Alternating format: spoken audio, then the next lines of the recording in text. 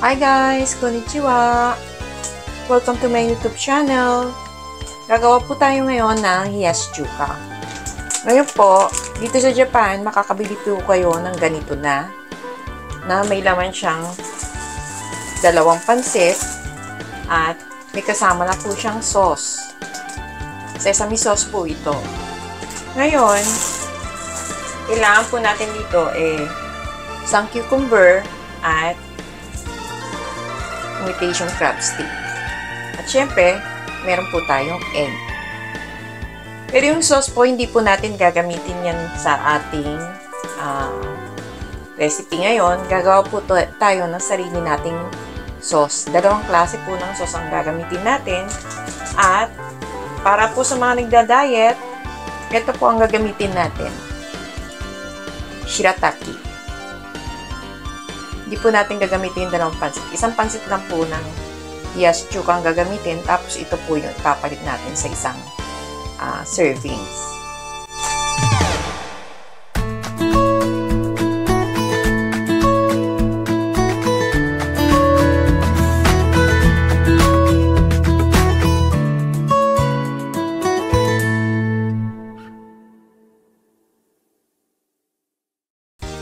Tapos po, simulan na po natin yung ating cucumber.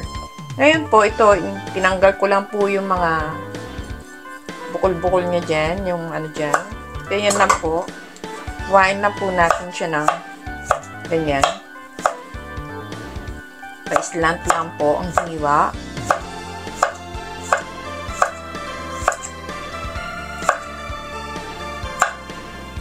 Tapos, huwain lang po natin siya ng ganito po.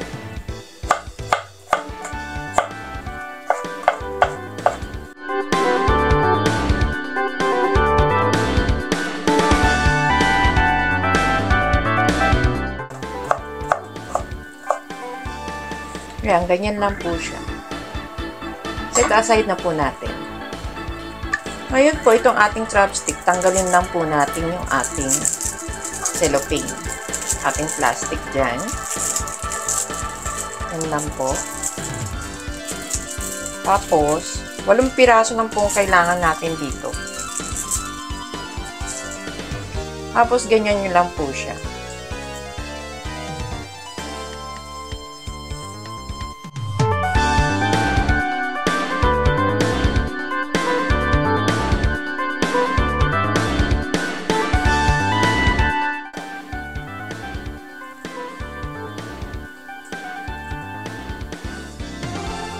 Yan, ganyan lang po siya.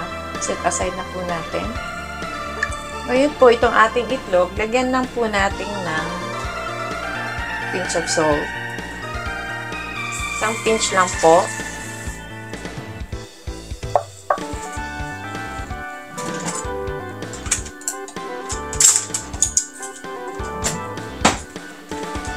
Whisk it. Yan.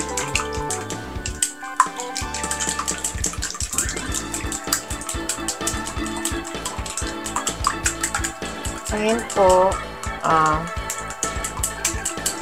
painitin na po natin yung ating kawali. Mainit na po yung ating kawali. Lagay lang po tayo ng konting mantika.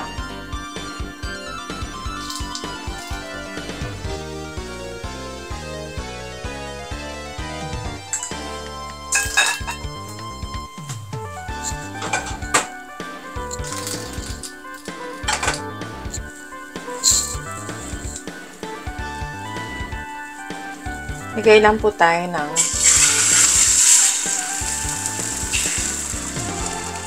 yan.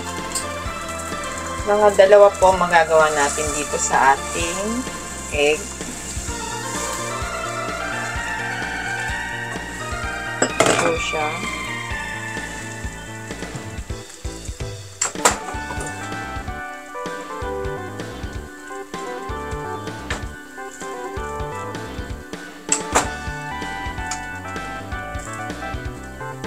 Yan lang po natin yan maluto.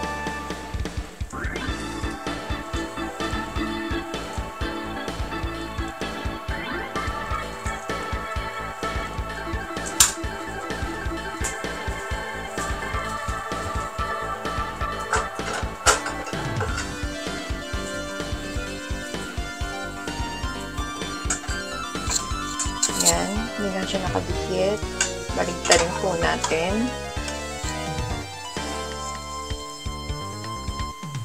Nasa low heat lang po tayo. And sobrang init po ng ating kawali kanina. Yan lang po natin siyang maluto.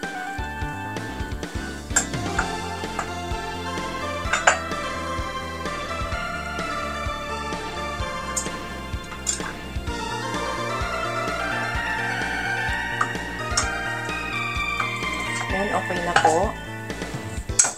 Lagay po natin yung last natin.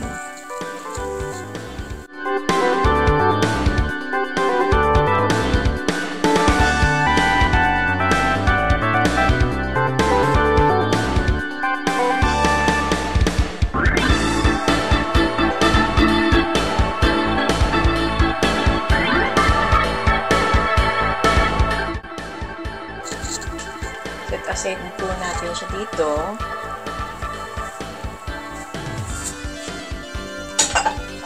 Ngayon po, nagpapakulo tayo ng ating tubig. Uunahin po natin yung ating shirataki.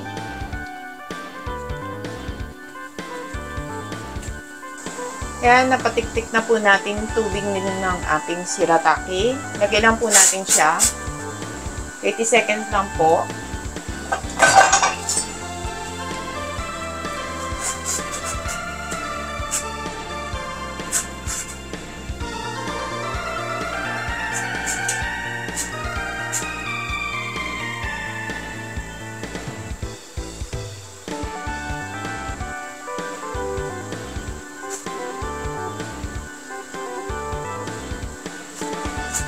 Ngayon po, ito ilalagay po natin sa tubig na may yelo. Hango na po natin siya.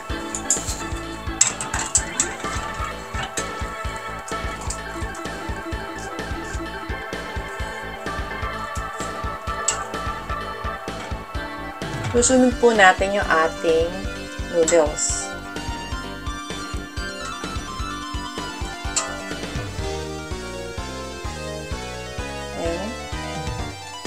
Lalagay lang po natin siya sa tubig na may yelo para mag-stop na siya mag-cook. So, ayan, nilagay na po natin siya sa tubig na may yelo. Hanguin po natin yan mamaya. Yan, ngayon po itong ating noodles. So, ilalagay lang po natin yan dyan. Nag-ihiwa-hiwala yan habang nilalagay po. Dikit-dikit po kasi siya. Yan.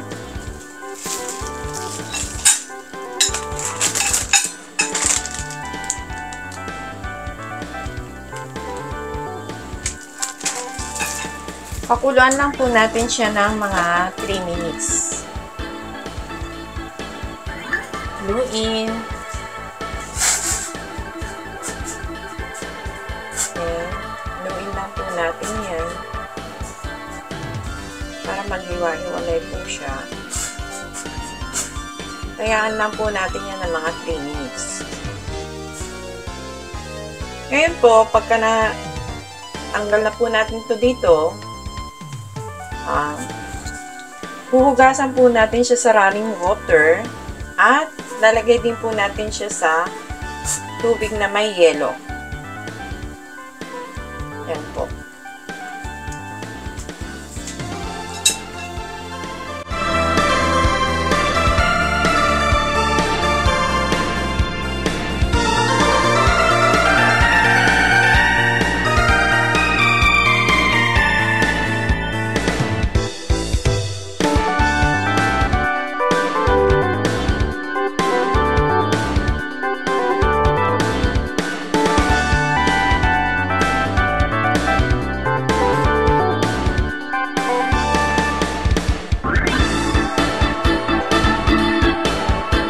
Yan, naka 3 minutes na po tayo.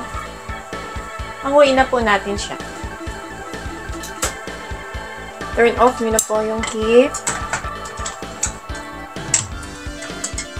Ngayon po, gasan po natin siya sa running water at lagay natin sa tubig na may yelo.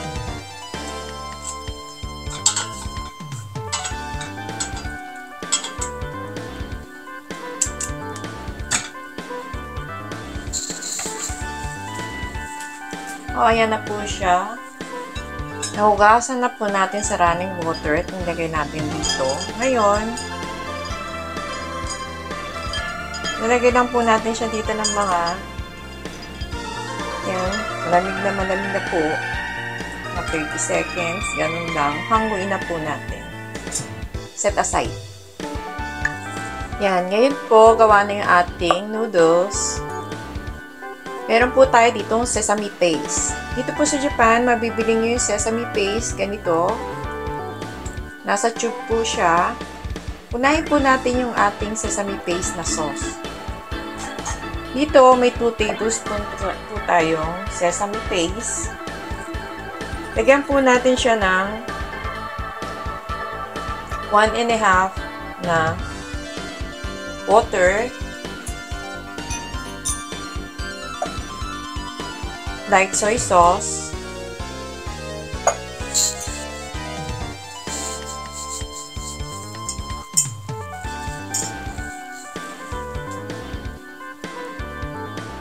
Vinegar.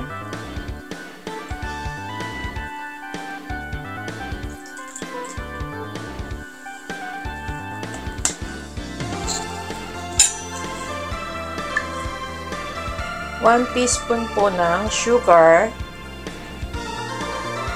At 1 teaspoon din po ng sesame oil.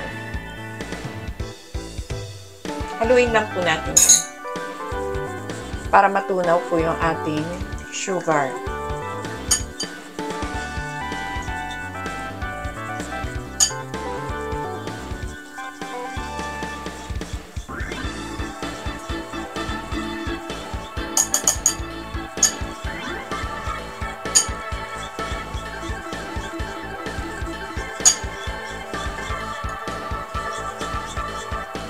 Yan.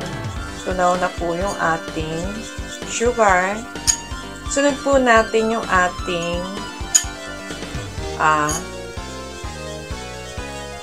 soy sauce. Yung soy sauce dressing natin. Yan. Ganyan lang po yan.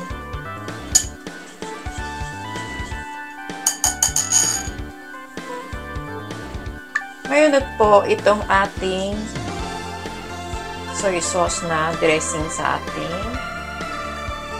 yasyuka. Kailangan po natin ng water, sugar. Tunawin po natin muna yung ating sugar bago natin ilagay yung mga ibang pampalasa.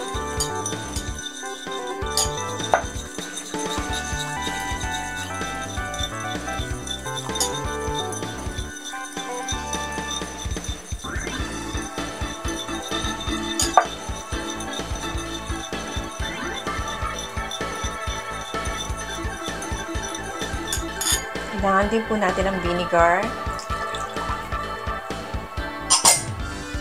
tikumang soy sauce,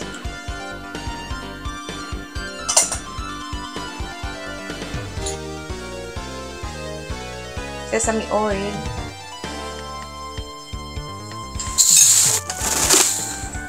at 1 pinch po ng salt. Haluin lang po natin ulit para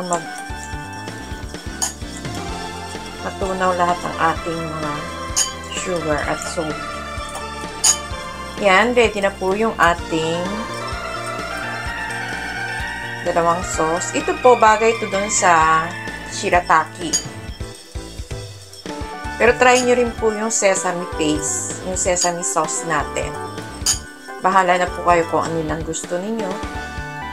Kuha lang kayo ng konti, tapos i-try nyo po kung saan po, kung alin po yung gusto ninyong sauce dun sa inyong noodles. Yan, gawa na po yung ating dalawang sauce. O, eto po yung dalawang itlog natin kanina na ginawa. Pagsamahin lang po natin siyang ganyan. Patungin lang po. Tapos, cut lang po natin siya sa gitna. Then, patong po natin yan ng ganyan. Tapos, ganito lang po.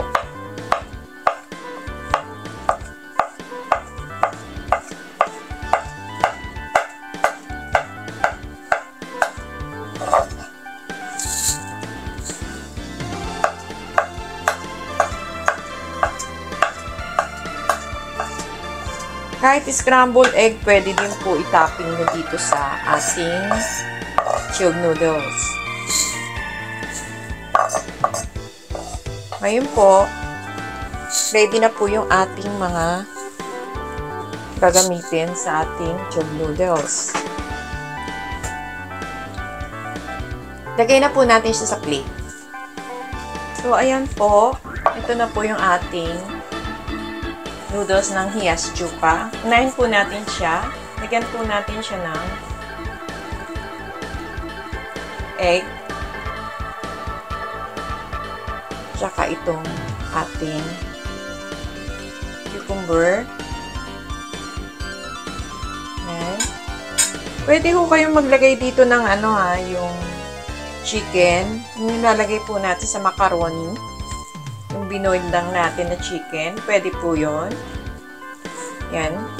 Lagyan nyo lang po siya ng ganyan. At itong ating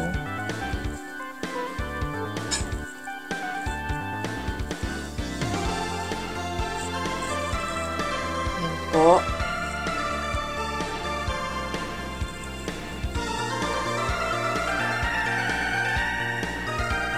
Malinis po yung kamay natin, ha. Maghugas po tayo. Yan.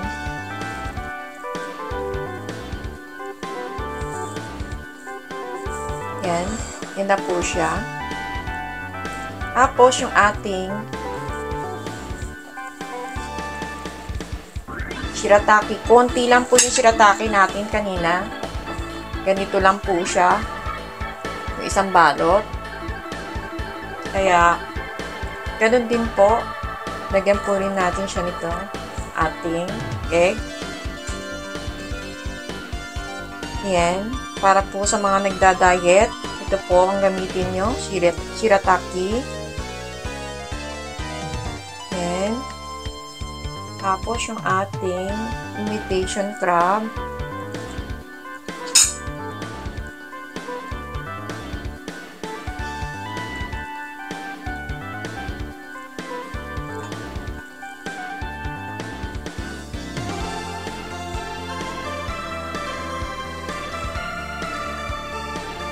Po.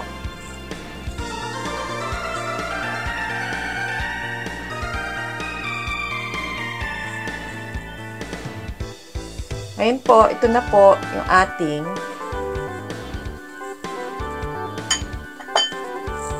Hiyas Chuka. Ito po yung kinakain namin pag summer dito. Walang gana. Ito po ang kinakain namin. Pwede kayong maglagay ng mga vegetable salad na kahit anong gusto niyo i-topping, pwede po. Ngayon, bahala na po kayo sa sauce kung ano po yung gusto niyo. At sana po nakatulong po to sa inyo. Lalo na po, mainit ang panahon dyan sa Pilipinas. At sana po, paki-share nyo, paki-like, at paki-subscribe na rin po ang aking channel para marami po tayong matulungan na mabigyan ng idea sa iba't ibang klaseng luto ng pagkain. At maraming salamat po sa lahat ng subscribe, nag-like at nag-share. God bless po sa inyong lahat.